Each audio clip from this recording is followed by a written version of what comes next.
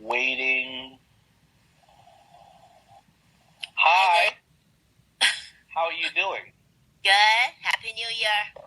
Happy New Year. So after I had the hiccups last night, you were sending me all kind of information on natural ways to solve them. And then when I told you that, my doctor gives me both muscle relaxers and Valiums, you were showing me all the things that the Valiums could be detrimental to hiccups, but they made me feel really good. But anyway, I don't know how people operate on Valiums. I don't know how people operate on all that stuff. Ginger, what's happening? You are an adjunct professor at Rutgers, I believe. You are a beauty expert. You have a beauty line. You have supported me from day one in all the sharks. And it's funny, if anybody goes to any of your site, they can see you with me and Grant and Barbara and everybody else. Why is that? Because you have been a faithful supporter. However, if you see we're in trouble or we're doing the wrong thing or whatever, you just ding, ding, pull our coattail to it. And you are somebody that is absolutely trusted and loved. And I think this is an example of how many people here who may respect and be inspired by others, we can truly sense when somebody cares for us. We can truly sense when somebody really supports us. And they hopefully, if they are somebody who values whoever somebody else is and they want some form of mentorship, you should probably open a product and or a site on how to add value and get value from the people that you respect, no matter how big or difficult they are. But how you doing? What's going on? I'm doing fine. Actually, I've been doing pretty well, especially on the consulting side. Yeah. Very good. So, come on now, Ginger. What do you mean consulting? What if I don't know you? Can you explain who you are, your consulting, Sure. what you're doing? Come on, Ginger. Talk to me. I am a cosmetic chemist and beauty expert. I help you to create your own beauty business so you can have your own financial freedom and live your legacy on your own terms. So if you're interested in your own beauty business, I'm the person to talk to. Now, when you say beauty business, and I understand you're a chemist, so when you say beauty business, is beauty business meaning that you help people develop products and or apply them, or you help them understand what they need? I help people to create their own beauty line from concept to launch. So you can have your own Daymond John beauty product line. Is it expensive to create that? It depends. Some people can go like a private label, then it's less expensive. But I can help people to do customized formulation. So that's anywhere from $12,000 and up per formula. Somebody just said, what's your website? How do they get a hold of you? Well, obviously you can get a hold of the Beauty Shark. Ginger is your IG, correct? Yes. Okay.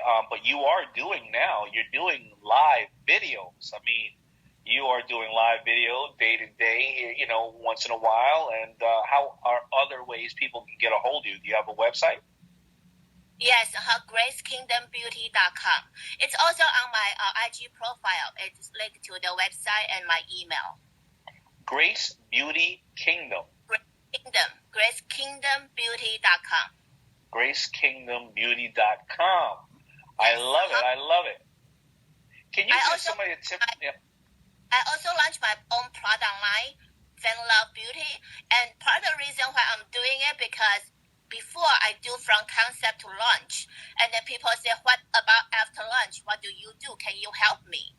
So I want to work on my own words. I need to give them as an example of how I can also push out my own beauty business. So I can understand firsthand what people are going through. So I can give a 360-degree approach to help people.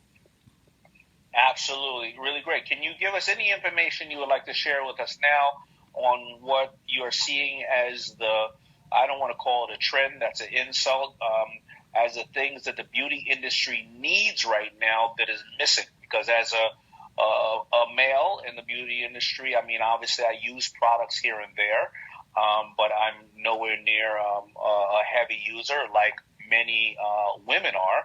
Can you please tell us anything you see happening in the industry? There is a big debate whether people should stick to science or should go natural. Actually, the best way is actually half-half.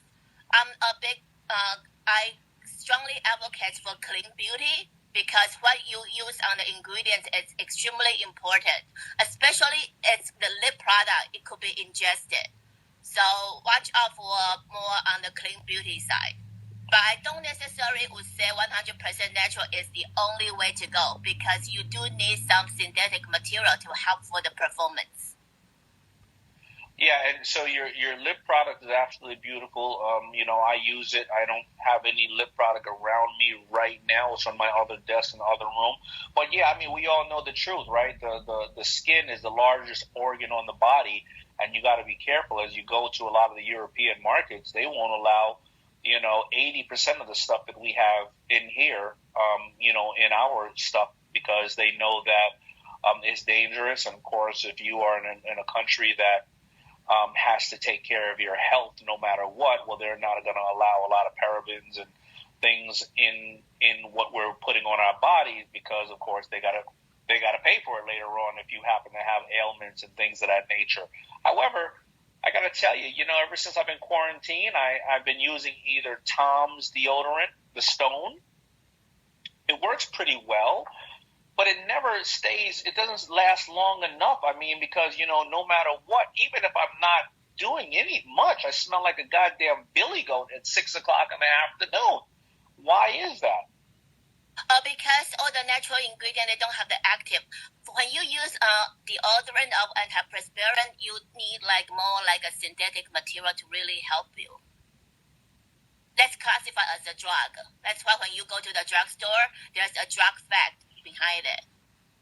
Well, I was thinking maybe it was like a woman thing because most women shave, their underarms and they shave a whole lot of other areas. I'm a man's man. If I shave my underarms, my wife would be a little, she would have some questions about me. So I thought maybe it was just the hair, but I guess it's the lack of aluminum clogging up my pores.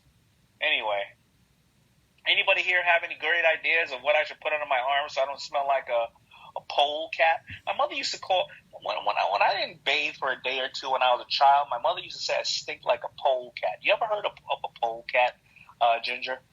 No. Look up a pole. Look up a polecat. Look up a polecat online. It's a nasty, nasty animal. Anyway.